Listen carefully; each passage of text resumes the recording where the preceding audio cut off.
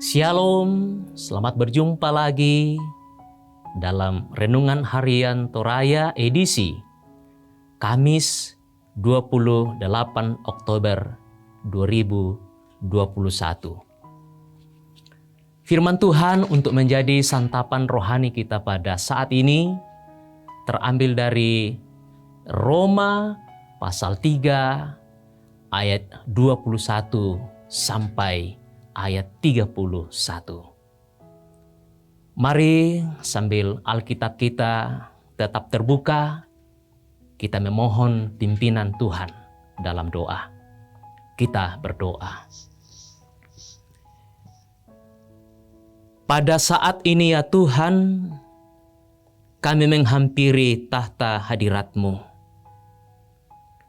Kami rindu untuk dijamah oleh kuasa kebenaran firman-Mu. Firman-Mu adalah kebenaran yang menghidupkan kami.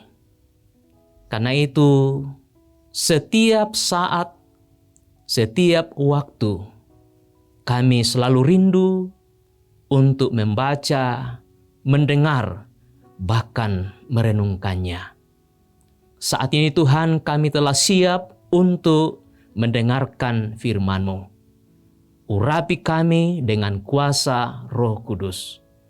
Ya Tuhan, inilah doa kami. Ampuni salah dan dosa kami, lalu berfirmanlah kepada kami. Kami siap mendengarkan Engkau. Dalam nama Tuhan Yesus Kristus, kami berdoa kepada Bapa di surga. Amin. Kitab Roma pasal 3 ayat 21 sampai 31. Firman Tuhan berbunyi demikian. Manusia dibenarkan karena iman. Tetapi sekarang tanpa hukum Taurat, kebenaran Allah telah dinyatakan. Seperti yang disaksikan dalam kitab Taurat dan kitab para nabi.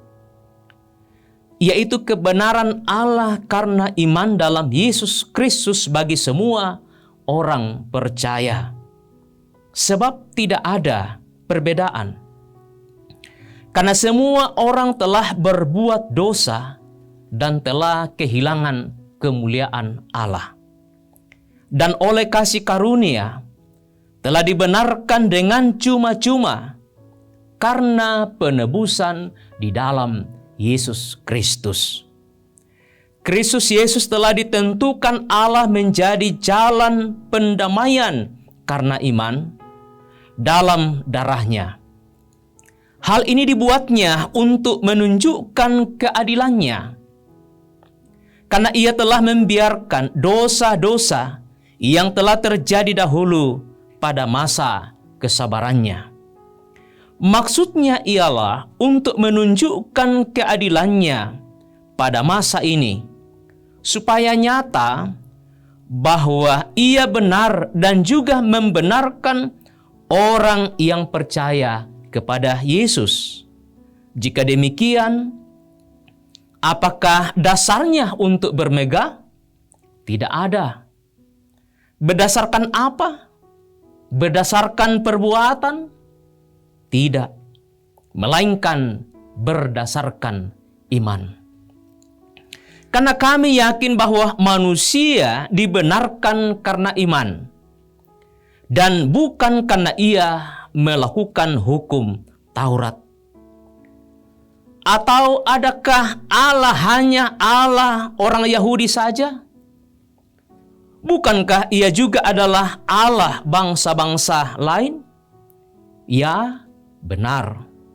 Ia juga adalah Allah bangsa-bangsa lain.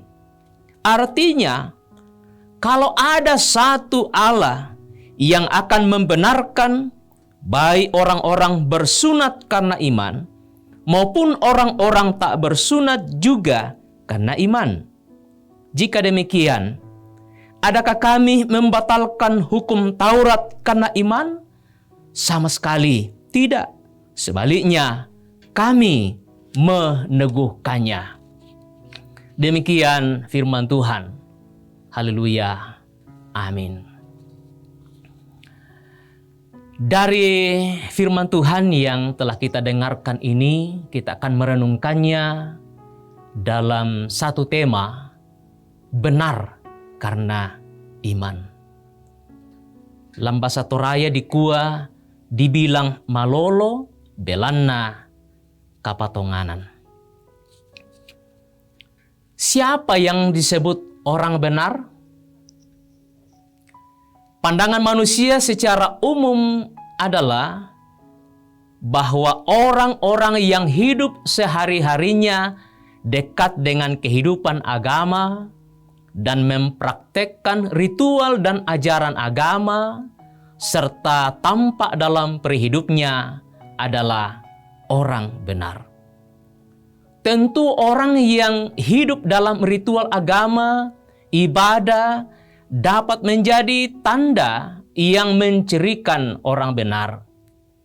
Namun hal itu bukanlah jaminan pasti bahwa mereka adalah sungguh-sungguh orang benar.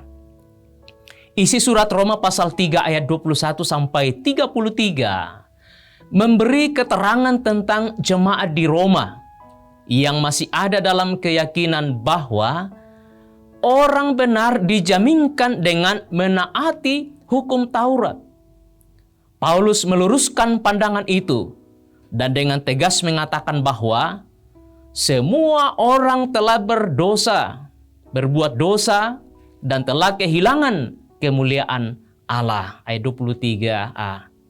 Tidak ada seorang pun dalam kolong langit ini yang benar, dan orang dibenarkan hanya oleh satu jalan, yaitu kasih karunia yang dianugerahkan dengan cuma-cuma, dan hal itu telah nyata melalui penebusan dalam Yesus Kristus.